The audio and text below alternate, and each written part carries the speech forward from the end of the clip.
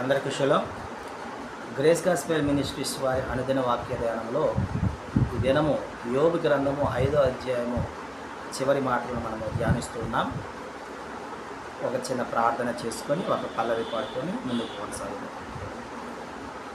దయామయుడా, కరుణామయుడా, అత్యధికుడా, ద్వితీయుడా, యుగ యుగములు జీవించుచూ ఉన్నవాడా, వేలాది దూతలతో అనునిత్యము పరిశుద్ధుడు పరిశుద్ధుడు పరిశుద్ధుడని ప్రతి గానములతో పొగడబడుచున్నటువంటి మా అదొన్నాయి మీ ఘనమైన నామమునకు స్తుతులు స్తోత్రాలు చెల్లించుకుంటున్నాం.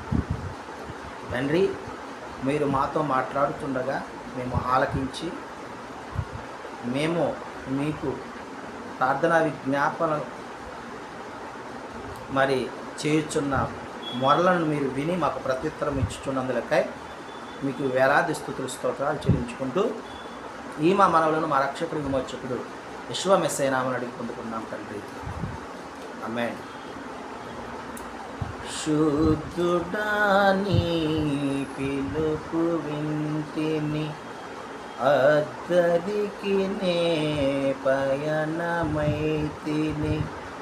శుద్ధుడా నీ పిలుపు వింటిని, అద్దరికి నే పయనమైతిని.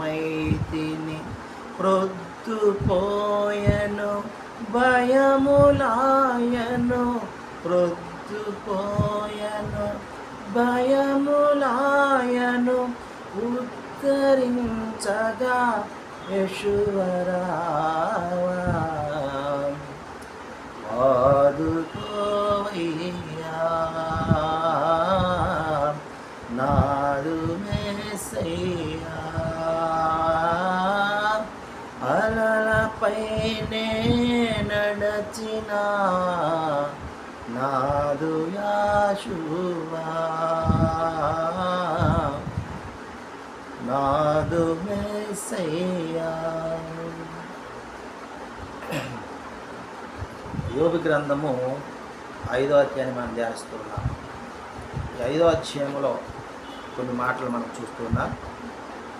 వంచకులు తమ పన్నాగములను నెరవేర్చకుండా వారి ఉపాయములను అదోనే వారి భంగపరచును అని మనము ఇక్కడ చూస్తున్నాం.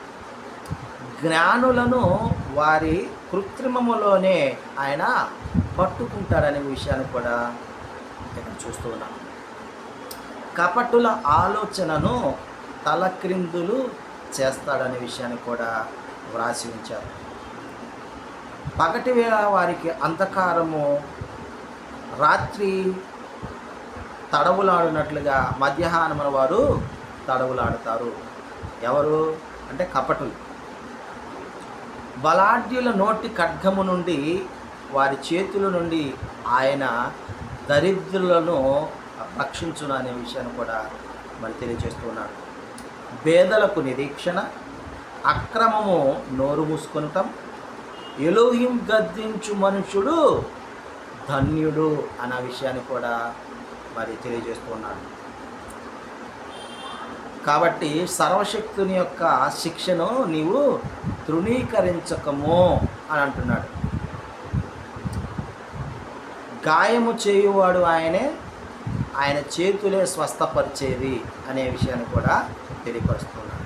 నీకు 6 బాధల్లో నుండి ఆయన నిన్ను విడిపించును, 7 బాధలు కలిగినను ఏ కీడు నీకు తగులదు అనే విషయాన్ని కూడా జ్ఞాపకం చేస్తున్నాడు. క్షామకాలమున మరణము నుండి, యుద్ధమున ఖడ్గ బలము నుండి ఆయన నిన్ను తప్పించు. ఎప్పుడు అంటే అధోనే వారిని మనం ఆశ్రయించినప్పుడు. నోటి మాటల చేత కలుగు నొప్పి నీకు తగలకుండా ఆయన నిన్ను చాటు చేయను, ఆయన చాటు చేస్తాడంట.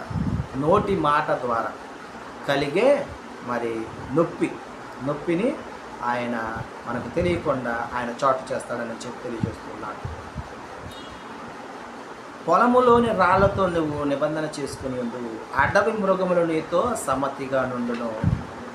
ప్రళయమును క్షామమును వచ్చినప్పుడు నీవు వాటిని నిర్లక్ష్యము చేయుదువు.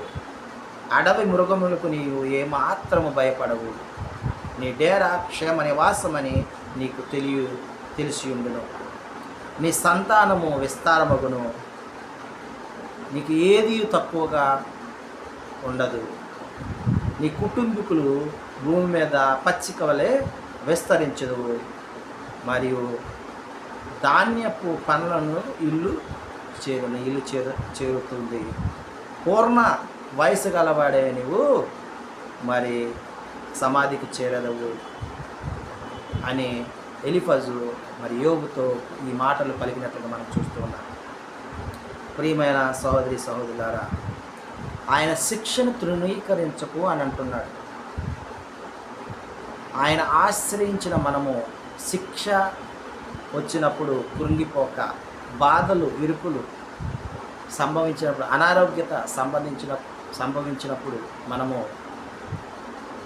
డేలా పడిపోక, నిస్సహాయములై ఉండక, మనము అదోనే వారి ఎడల ప్రార్థన విజ్ఞాపనలు కలిగి ఆయన సన్నిధానములో గోజాడిన ఎడల మనకు సహాయము దొరుకుతుంది, మనకు బలపరుస్తాడని ఈ కొన్ని మాటల ద్వారా మనల్ని మరి అదోనేవారు మనకు తెలియజేస్తూ ఉన్నాడు. మనం ఆ విధముగా అదోనేవారిని ఆశ్రయించి మేలులు, బలమును, సహాయమును పొందుకున్నాము గాక. ఆమేన్.